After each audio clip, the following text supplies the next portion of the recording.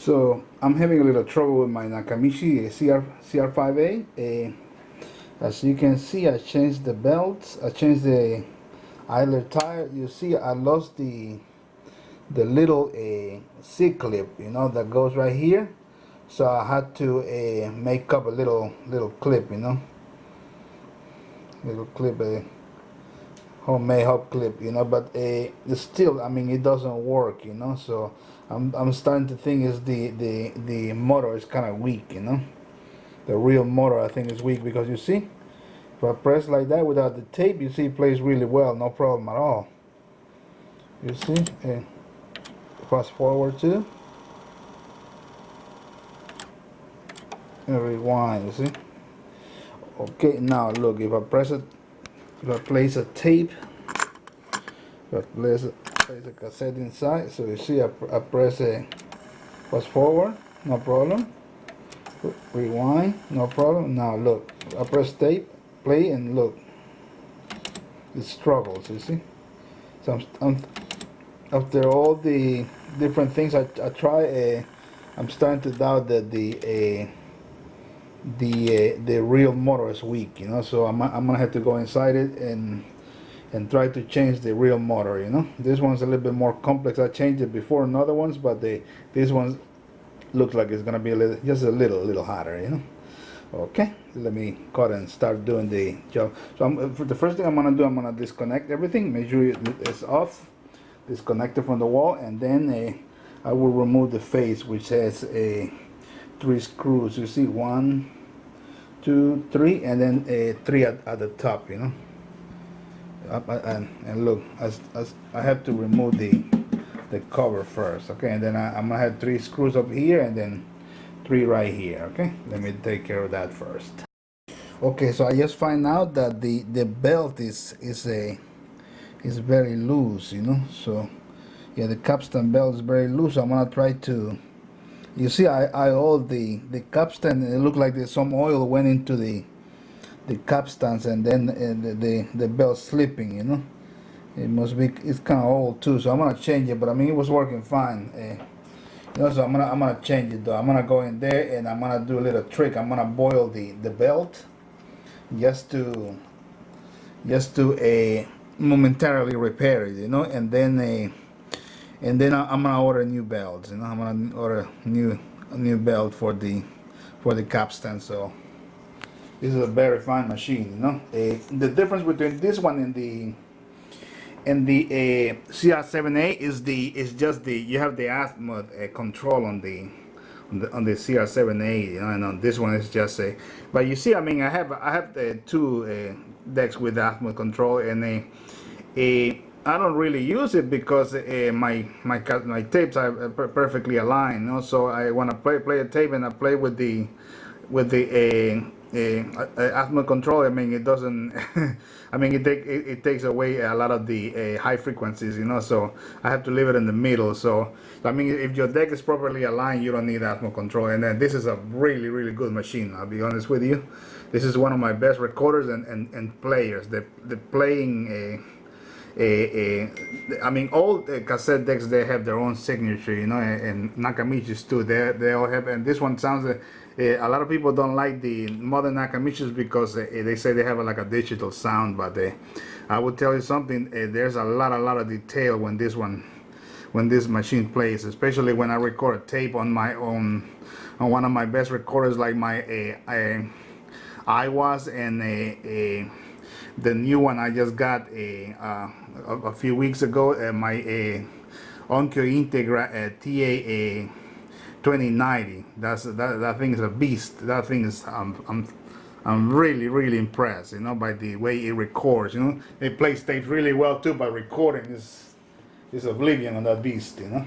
Okay, let me try to. I'm gonna have to go through the bottom. I'm gonna show you how to go through the bottom. It's very easy, to remove this capstan and the belt. Okay, I'm gonna have to take off the screws from the bottom. Okay, I'm gonna have to turn it over. Okay, so now remove the bottom case, as you can see. So I have to remove the top and the bottom case, and then I have to remove 3 screws. So you see 1, two at the bottom, and then one over here hiding right here at the top right here. So let me see, let me make sure I don't have another one. Yeah, that's it. So just this one right here hiding right here, you see. So it would be 3 screws. So you're gonna have limited space there, so I'm using one of these, you see. Let me show you. I'm using one of these ones just to get in there. You can also remove this board right here, you see. If you remove this board, you have a lot of space. I just don't want to remove too much stuff, so make it quickly, you know. And anyway, I'm gonna have to come back and put a brand new belt. I'm just gonna clean the capstan, all the oil, and then I'm gonna boil this belt to shrink it a little bit more, you know. Okay. So you can see I removed the 3 screws and then just pull this out, you see, and then you're just gonna pull out the belt from there. You see, very easily to work on this. Ooh, I look like I have one more screw. I didn't realize it. You see this screw right here? I had to loosen that up too in order to remove it from the capstan. In order to remove the belt, I'm sorry. And then it should come out. This is a little bit different of a design. Okay, so let's do it like that's what we gotta do, you know. Okay, let me loosen those 4 screws you have to loosen up. Okay, so the 3 that hold this plate, and then this one right here, you see right there. Okay, guys. Okay, so I unscrew it, so you see the plate, this plate comes out, you see. There's a little plate that holds the, I guess, the motor there. So I'm gonna remove the belt now, and then we put it back, and then we're gonna boil it, you know. We're gonna boil the belt just to get a little bit more, to shrink it a little bit more, you know. And then I'll be ordering belts today from Germany. Okay, you see, a little bit stretched, you know. God knows how long this belt has been there. So, okay, and I'm gonna kind of clean it a little bit too with it. Guys, I'm very lucky. You see, I already ordered belts for this deck, but I never used it because it was working really well, you know. So I never changed it. But you see, I have the brand new belt right here, so it's working fine now. So I'm gonna test it like this now. Okay, I'm very lucky. I have a lot of belts. You see, I never changed them because if they're working fine, you know, I mean, I just leave them, you know, until they're ready to be changed. Like this one was ready; it was very elastic, you know. I'm still doing the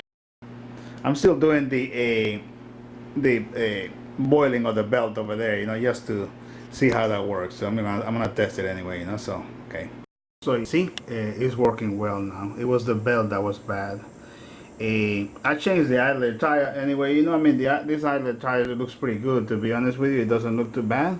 So I was wondering why, you know. I thought it was the idler tire, but no, it was not the idler tire. It was the belt that was getting too old, you know, and stretched. So I put in the. I'm glad that I had already ordered one, you know, from Germany before. So I'm gonna order me a couple more, you know. You know, guys, I made sure I have capstan, brand new capstan belts for my Yamaha 1020 KD 1020, I think, and the NAD 6300, you know, and it looked like they have a very similar mechanism, you know, and I'm sure that the length of the belt would be the same, you know. They would all work without any problem, you see. Because yeah, I measured the belt and they're exactly the same. So I guess yeah, they have this is the Sangyo mechanism, you know. So it's a very good. Look at the size of those capstans. Look at this. The one the black one is huge and heavy, and the other one too, you know. Yeah, you see one small and then one's larger. It's a trick